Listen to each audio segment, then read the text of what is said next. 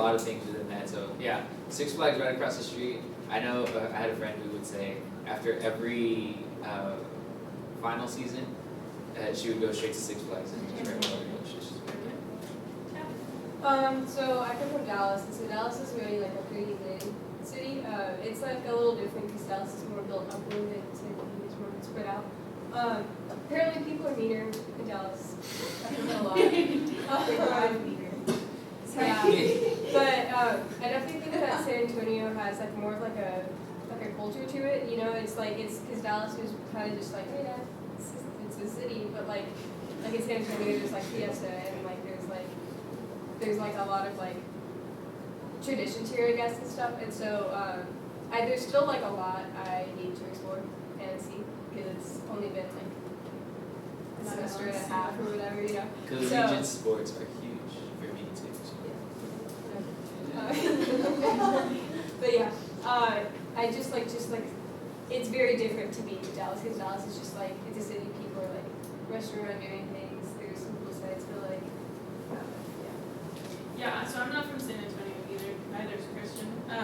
And so like I enjoyed it in the past couple weeks. I just learned this year that there's restaurant week where you can go out to like all these fancy restaurants for cheap. And like that was a good time. That was such a good time. So like that's a great way to explore the city. And like my roommates and I try to do something different every month. So we'll like go find something different to do. Like we went to a Rampage game, which is hockey. Not knowledgeable. Understandably so, because hockey isn't a big thing in Texas. And so like we do those kinds of like different things to kind of help explore the city as well. Yeah, so like I have a friend that is in Austin, and we were just talking the other day, and we're planning to, in March, San Antonio has an Elote Fest, so catch me there. But yeah, so there's like and it's a free event. So having so many free events pop up throughout the city just randomly, especially some that even UTSA sponsors, that's definitely something that I think we're sponsoring Taco Fest this year. Yeah, it's going to be on the downtown campus. Yeah, so we have so many different things that you just like, wow, I didn't even know about this. Let me show up. Oh, it's free? Okay, oh, they have a student discount? Oh, catch me there. Marcy, did you have a question? Oh, yes. Other than the residential college system, you said how we're going to be in the same hallway. Well, so that's the way it currently is. The thing is, like, that's a great question for Christy because we don't have the answers moving forward, and like it still has some. It's not 100% concrete, I don't think, for her either. So being able to ask her that question, she can give you the most relevant information about what the current status is. Because like, what happens this upcoming year will be different from what happens the year after that because of all the campus like building changes, like the construction that Christy mentioned. Yeah, yes, it's called the master plan, and it is difficult to look at because it is just a lot of architecture nonsense. I'm sorry if you're an architecture major, but wow. Yeah, and then there's different guidelines now that the university is following as far as like housing policies and who gets to live where and things of that nature. So again, great question for Chris. So for the first years, it's just like the transition. And how have y'all found is the Top Scholar the main way you found a community here, or is it like roommates or extracurriculars that you do, or anything like that? Like, how did you find your people?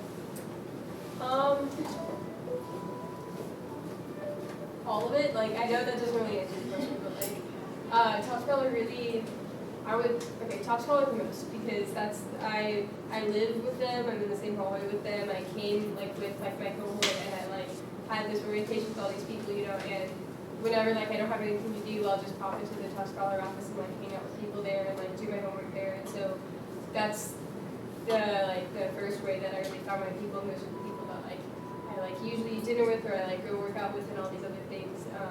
And like there are people that are like-minded and they like have a passion for like learning about things and like they're kind of like similar to you. And so that's the way I felt like I connected with my people. Yeah, I think for me, like I had Marcos, who's up in DC right now. He was my roommate, but we were in one of the same organizations together.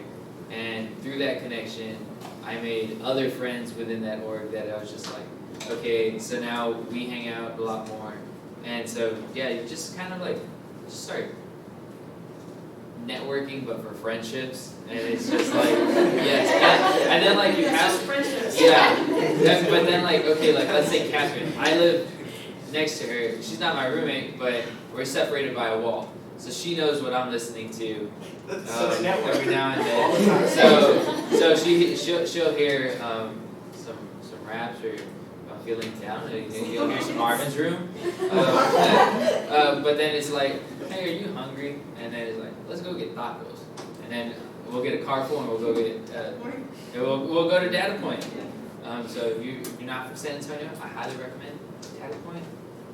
It'll be open late, so don't worry about that. But yeah, so. But even those kinds of things, like, even people who aren't from San Antonio tend to know, like, different things about San Antonio. So, like, I'm like, Edgar, where are these good taco places? And, like, our professor gives us this, like, good kolache place. And, like, all these random ways to find out about the city. Ramen place. I had never had ramen, and then our professor was like, hey, this is where we're going to go out to eat. And Yeah, so, like, yeah. Ito ramen. Ito ramen. Highly recommended. It's good, yeah. ETO. ITO. Yeah, everyone write that down. Yeah. Honestly, like, There will be questions about it. If you need a restaurant guide, Edgar's I'm pretty your tough. guy. Oh, whoa, hold on, we got back to move. Okay, how many breakdowns have you had in your lives and how do you cope with that? Real questions. That's Okay. my favorite question. I'll be honest. I had one truly that I was like, okay, like. So I had my grandma had passed away during the summer, right after my freshman year. So then I spent the whole summer with my family, and it was a hard time to actually like deal with it. And so then coming to college, I was like, okay, like it's been about 3 months. I think I'm fine. And then I get here and I'm like, I didn't realize I wasn't fine till come finals, and I was like, I had no clue what I was doing that semester. And, you know, it was definitely a tough transition, and I had just stepped away from a lot of the stuff that really gave me that sense of home here in San Antonio. But Christy and other top scholars really helped me bounce back from that, and having that support system here really helped me bounce back and get to where I am right now and really continue to succeed. But yeah, that's a big one. And one of the big things that we are still constantly working on is just like a better culture on campus, as well as here in the program especially, is like self-care and like mental health care. So part of a new initiative coming in next year for the student org is like a peer care network. So like you might be partnered with someone where it's like, hey, I'm really stressed out, like you know what I need when I'm stressed out, so you might go to the batting cages. Like if I was partnered with Edgar, I'd be like, Edgar, let's just go to the batting cages, work some stuff out. But if someone was partnered with me, they might be like, let's go walk around Target at 8 a.m. because like the silence in Target is like, It's a different vibe. It's a different vibe. But anyway, it's like it's building those kinds of like Yeah. people knowing what you need and like having the comfort of being able to share some stuff with people that like is difficult to share. Or if you're not from San Antonio, going to the world's largest HEB, highly recommend. So like it's different things. So like say for that my experience that I had, I took that and in combination with all the self-care that we've been talking about, I actually went with two of the top scholars, Annalise and Daisy, and we presented about self-care at a conference with other scholarship programs that we just were able to say like, hey, this is what has really been going on with us within our program, within campus. Let's build this, and they're like, you know what? Other programs are in that transition to moving towards that. So that's definitely something to combat those breakdowns because we don't want to break down. Obviously, we're going to hit them sometimes, but we want to make sure that we're still fine through them. Yeah, and then like it's, I don't know, it can be hard to balance some of the pressures from being in this type of program. It is very rigorous, but like when it comes to mental health, like all of the faculty we work with through this program, like that comes first. So if you have to miss events, if you just can't go to something, like if you're going through it, like tell them you're good. Like don't let that be a stress for you. Like, don't let that hold you back because they understand.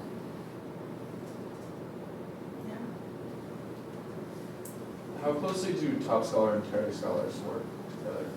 Yeah, so we are, again, currently fostering that relationship.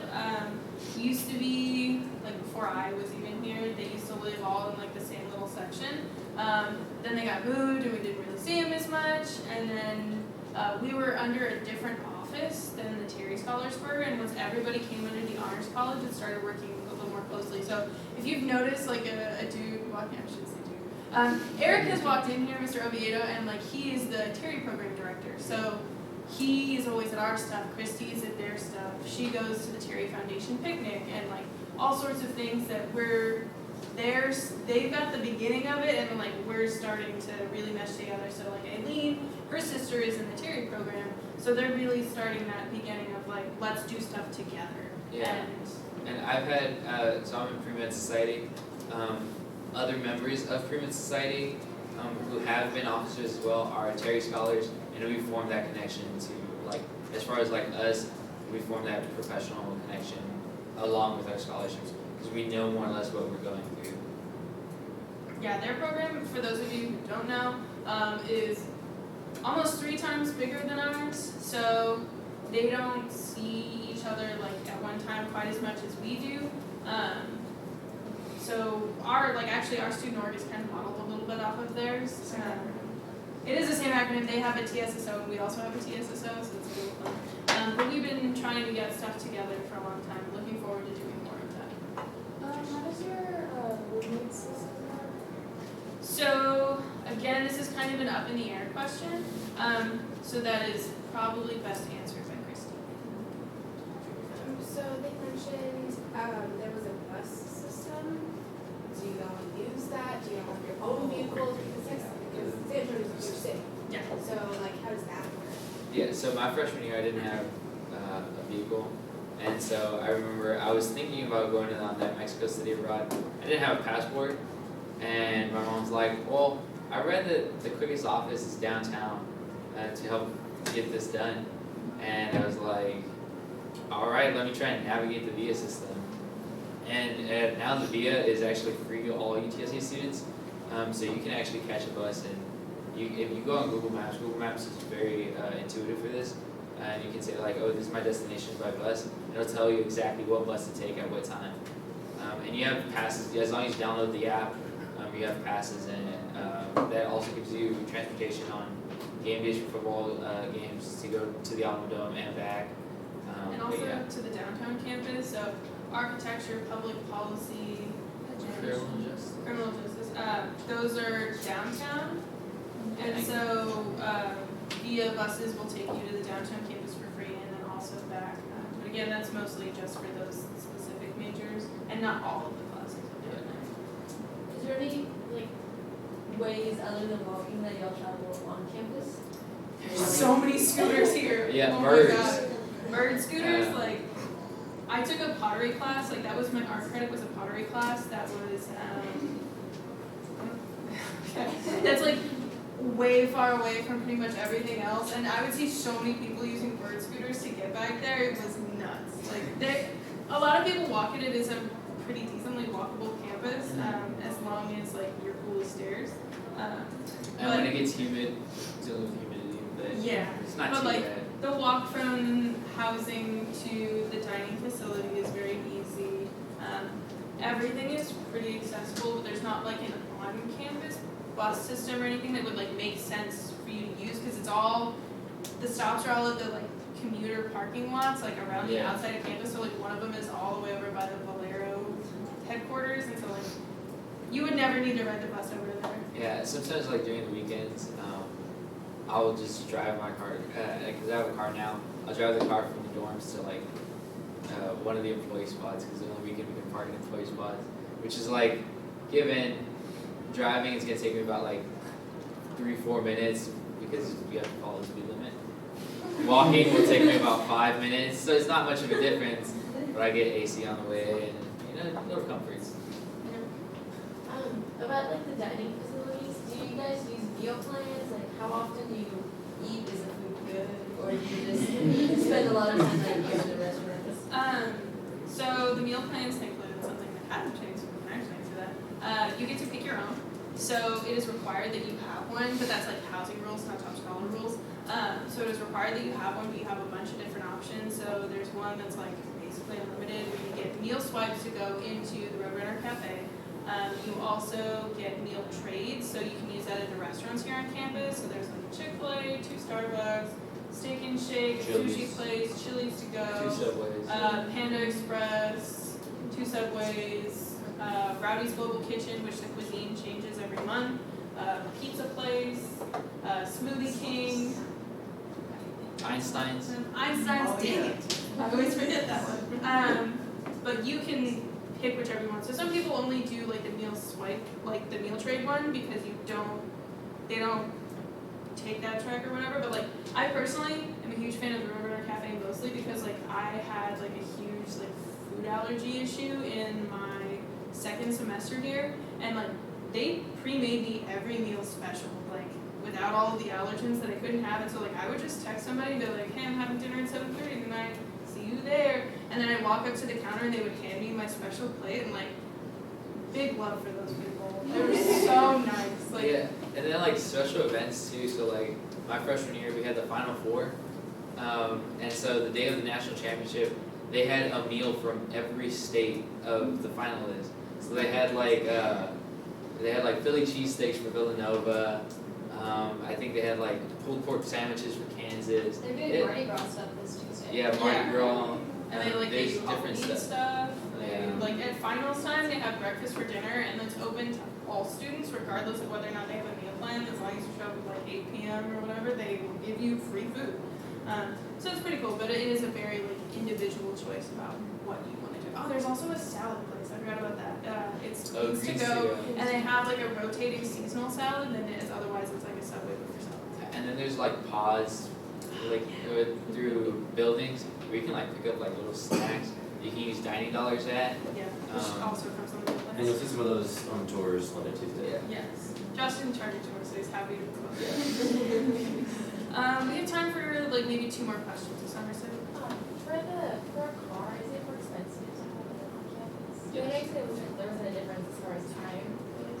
Yeah, I mean like compared to other schools, parking permits are like pretty dang Cheap. cheap here. Like I think mine was like $169 or something like that. Yes. The housing one is like Housing's like almost $300 or something like that. For the whole year? Yeah, for the whole year. For the whole year, yeah. And like if you want a That's- garage one, it's Yeah. expensive, but But again, that's another personal choice, and it is factored into the cost of attendance, so it's not like you have to super worry about it. Is that, sorry, like, is that covered by Terry, I mean, not Terry, the Top Scholar? It is not paid for directly, so like the way that it works is that parking permits are added onto your bill, like your school bill, but you still have to pay for it like at the garage, so it is factored in the cost of attendance, but you don't really have to worry about it. It's a convoluted question. It- Ask Christy if you need more yeah, details. it's like transportation costs and cost of attendance, but too intricate to like get into the details. Don't worry about it is the answer. One more question. Maybe 2, that was pretty good. Yeah. So are people here usually chill? Because like on Rate My University it says there's a lot of people that are like cultists and like Oh! Baker University. I So love that you went and looked at Rate My Yeah. University reviews, you came prepared, you read the receipts.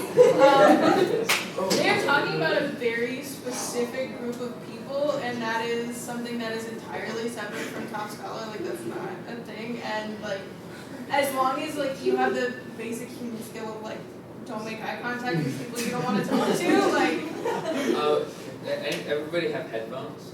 yeah, that's a great They're investment. key, even if they don't work, just we put them in and walk past them. They're good. And like, that being said, like that's one student org, and there are like 299 other ones where everybody's super chill. Like we have a wakeboarding club, and those people are beyond chill. Perhaps too chill. Hello. Hey Eric, will you just kind of tell us a little bit about your specific job with the Terry's? We had a question about that Oh, earlier. yeah. So my name is Eric Oviedo. I'm the coordinator for the Terry Scholar Program. So what Christy does for the Top Scholars, I do for the Terrys. In regards to what I do, like actual specifics or Or like, we were working talking with them? about, yeah, like how Terry's and Top Scholars work together and how we're trying to build on it. Okay. So the Terry, so Terry Scholar program is a little different, having that our funding source is different. And so they have different set of requirements, what have you. But they do a lot of things that the top scholars and other scholars here at UTSA do. In regards to how we intermix and mingle, essentially what we're shooting for is, y'all are very similar in a sense. Why not bring y'all together in a bigger family? Like you'll have the top scholar family. They're very close and very close knit. The Terry Scholars as well. Why not expand your connections, your networks? And so, for example, the first year top scholars, y'all will be living with first year Terry Scholars. And so so that's gonna be one of those things. Of course, you're gonna be really close with your cohort, but we also encourage you to be really close with other scholars as well. Because the one thing I always say is, don't handicap yourself. Don't just say, oh, you know what, I'm just gonna stick with this one group. No, you always want to expand with like-minded people. Very important, like-minded people. If you end up kind of in different crowds, and those crowds aren't, their academics aren't their priority, I can almost guarantee you, your grades are going to fluctuate. Your normality, as far as like what grades should be, are not going to be at the caliber that they need to. But as well, I work with the Terrys, but I also work with any top scholar that needs any assistance, and vice versa. So I know I've had a couple of meetings with a couple of individuals, a couple of top scholars that they're like, hey, we need your feedback on this. I'm like, yeah, here, like let's work on it. And so I'm here as a resource for y'all. Just because I work with Terrys does not mean I'm strictly Terry. I work for the university. I'm an honors rep, and I'm basically here for your success. So Going back to the, yes, thank you, I'm sorry. Back to the question that you were kind of in, it's really depending on that, very similar, who you associate yourself with. That is a very small percentage of the university, so that is a personal choice. The university as a whole is a great environment to be in. Yeah, it is, because a lot of the university is still commuter. The school was entirely commuter to begin with, and it was only like the relatively recent history that they had people living on campus, so that student orgs started to form and whatnot. So a lot of people are still commuters, and like they don't have time for shenanigans. So they will, come to class, do their work, study on campus maybe, and then leave. And the people who do live on campus tend to be relatively the same.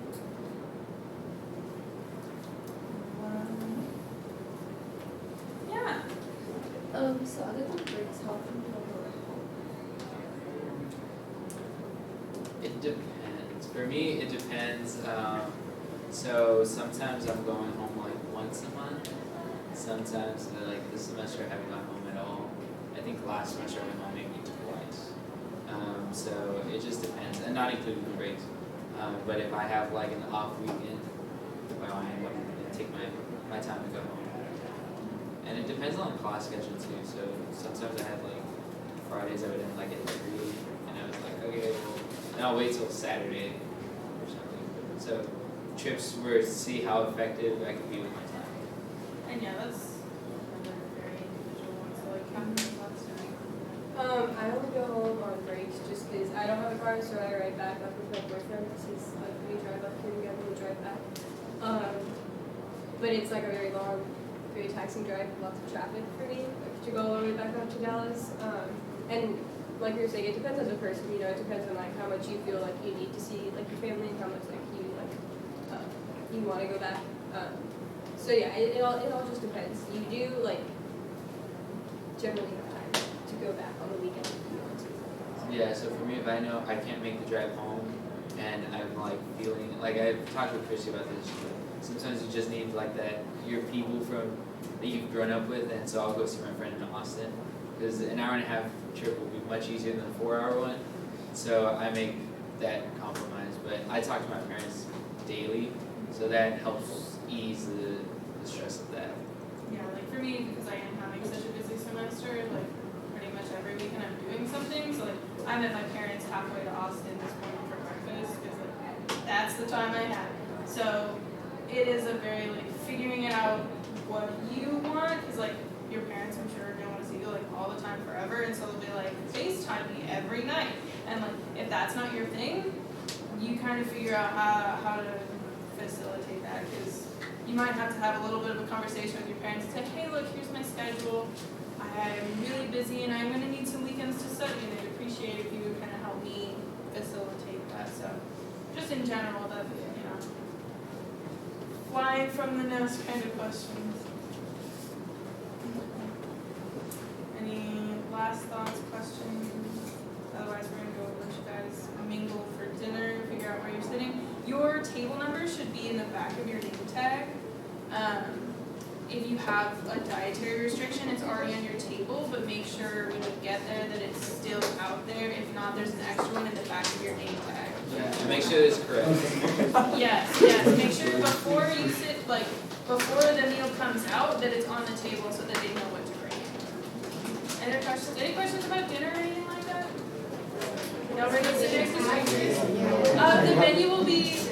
I don't even know what's for dinner. You don't get to pick. That's like it's a loose term for menu, but like they will tell you what they're serving. So you will know. It's probably gonna be salad, and then if you're not a vegetarian, chicken, and then there is a dessert bar. There's dessert though, that's all that matters. And also, It's good dessert. okay. Anything else? Take a deep breath. You're gonna be fine. Tell your parents you love them. Thank them for bringing you. Thank them for raising you. Be yourself. Yeah, be yourself. Please stop trying to like you are already impressive by being here. Don't try to like Edgar said, don't one up each other. This isn't the time to like puff up your collar and be like, I'm the smartest kid in the room. Like, breathe. It's okay. Just stay calm. Yeah, You're good. you're okay. But like, don't pull out your phone either. Like, not that calm. No. Not that calm. Just clarify. You're released. Reminds me of the building that PCIU. Oh. I don't know why that's part.